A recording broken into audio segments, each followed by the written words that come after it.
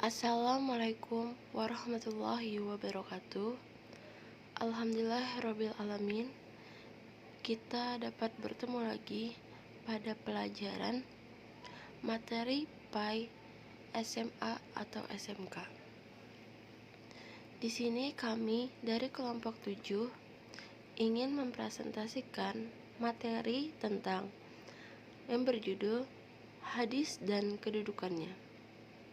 Kami dari kelompok 7 beranggotakan 3 orang, yaitu ada Muhammad Mikala Juardi, Muhammad Jaki Fahriyadi, dan saya sendiri, Siva Anissa.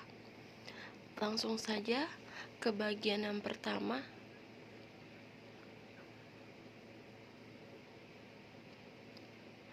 Pengertian. Hadis menurut pengertian bahasa mempunyai beberapa arti, yaitu jadid atau sesuatu yang baru. Lawan kata dari kodim yaitu sesuatu yang lama, qorib yaitu dekat. Lawan kata dari ba'id yaitu jauh, dan khobar yaitu berita, yaitu sesuatu yang diberitakan, diperbincangkan, dan dipindahkan dari seseorang kepada orang lain. Sedangkan hadis menurut istilah ada perbedaan pendapat antara ahli hadis dan ahli usul. Menurut ahli hadis ialah seluruh perkataan, perbuatan, dan hal ihwal tentang Nabi Muhammad SAW. Sedangkan menurut yang lainnya ialah segala sesuatu yang bersumber dari Nabi, baik yang berupa perkataan, perbuatan, maupun ketetapannya. Menurut ahli hadis, diantaranya adalah Al-Hafidz dalam Syarh Al-Bukhari dan Al-Hafiz dari Syakau. Hadis adalah segala ucapan, perbuatan, dan juga keadaan dari Nabi Muhammad SAW, termasuk di dalamnya segala macam keadaan beliau yang diriwayatkan dalam sejarah, baik itu tentang kelahiran beliau, tempat-tempat tertentu, dan peristiwa-peristiwa tertentu yang berkaitan dengan itu, baik sebelum dibangkitkan sebagai Rasulullah maupun setelahnya. Itu saja pengertian dari saya. Selanjutnya dilanjutkan oleh teman saya, yaitu Muhammad Mikala Juardi. Assalamualaikum warahmatullahi wabarakatuh. Di sini ulun Muhammad Mikala Juardi akan melanjutkan materi kami pada siang hari ini. Di sini ulun akan coba menjelaskan tentang macam-macam hadis. Jadi macam-macam hadis ini ada terbagi. Nah, terbaginya itu yaitu menurut jumlah periwayat, menurut kualitas sanad dan matan, dalam kedudukan hujah, dan dipandang dari tempat penyandarannya. Nah, jadi menurut jumlah untuk macam-macam hadis yang menurut jumlah periwayat, hadis ditinjau dari segi jumlah rawi atau banyak sedikitnya perawi yang menjadi sumber berita. Nah, jadi menurut jumlah periwayat ini yaitu hadis itu ditinjau dari segi jumlah rawi atau seberapa banyaknya atau sedikitnya perawi yang menjadi sumber dari berita tadi. Maka dalam hal ini pada garis besarnya hadis dibagi menjadi dua macam, yakni mutawatir dan ahad. Nah, jadi macam-macam hadis yang menurut jumlah periwayat itu terbagi menjadi dua macam, yaitu mutawatir dan ahad. Selanjutnya, hadis menurut kualitas sanad dan matannya.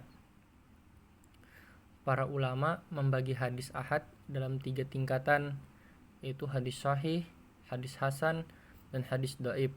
Nah, jadi para ulama ini membagi hadis ahad dalam 3 tingkatan, yaitu hadis sahih dan hadis hasan dan hadis dhaif.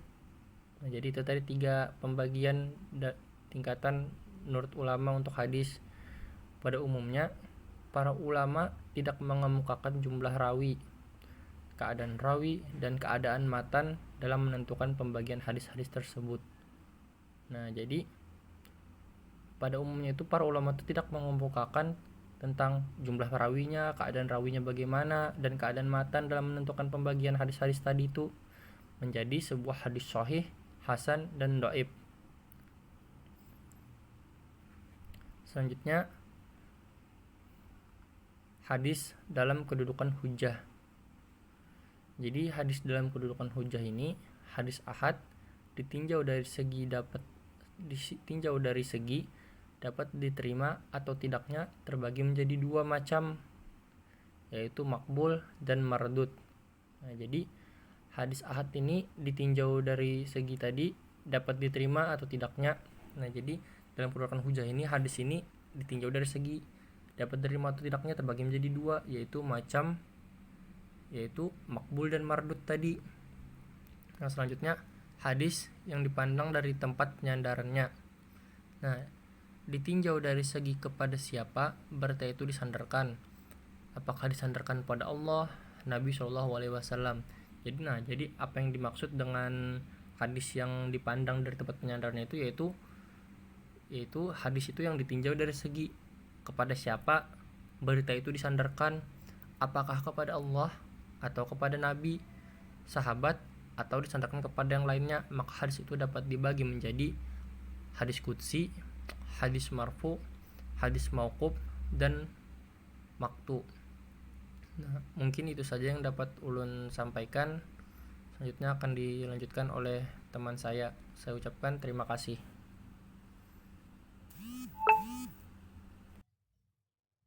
Bismillahirrahmanirrahim. Kedudukan hadis dalam Islam. Dalam penetapan suatu hukum pasti ada dasar pengambilannya. Maka disinilah peran hadis dapat terlihat dengan jelas sebagai sumber hukum dalam Islam setelah Al-Quran. Itu artinya hadis menempati posisi kedua dalam penetapan hukum. Kesimpulan ini didasari oleh 2 alasan yang saling menyatu, baik secara logika maupun menurut dalil Quran itu sendiri. Secara logika, hanya Nabilah orang satu-satunya yang paling pantas untuk diteladani, dan secara dalil Quran disebutkan ati'ullaha wa ati'ur rasul. Kemudian untuk hadis yang pertama, di sini kami mengambil contoh satu kitab hadis yang masyhur di kalangan masyarakat dengan nama Matan Al-Arba'in An-Nawawiyah, susunan Al-Imam Yahya bin Syarifuddin An-Nawawi. Hadis tersebut berbunyi, innamal a'malu binniyat. Setiap hadis memiliki hikmah yang terkandung di dalamnya. Dari arti dan letaknya yang berada di permulaan, berarti niat adalah kunci segala perbuatan kita. Sederhananya, niat berada tepat di dalam hati nurani kita, dan Allah selalu memandang hati hamba-hambanya. Dan dipandang dari kualitas sanad serta matannya, ternyata hadis ini menempati kedudukan sahih dengan adanya pengakuan dari kedua imam besar hadis, Imam Bukhari dan Muslim. Alhamdulillahirabbil alamin. Terima kasih atas segala bentuk perhatian yang telah kalian berikan. Semoga materi tadi dapat bermanfaat dan menjadi landasan berpikir kita dalam sesi diskusi yang akan kami mulai setelah ini. Salah khilaf ampun maaf. Kami dari kelompok 7. Assalamualaikum warahmatullahi wabarakatuh.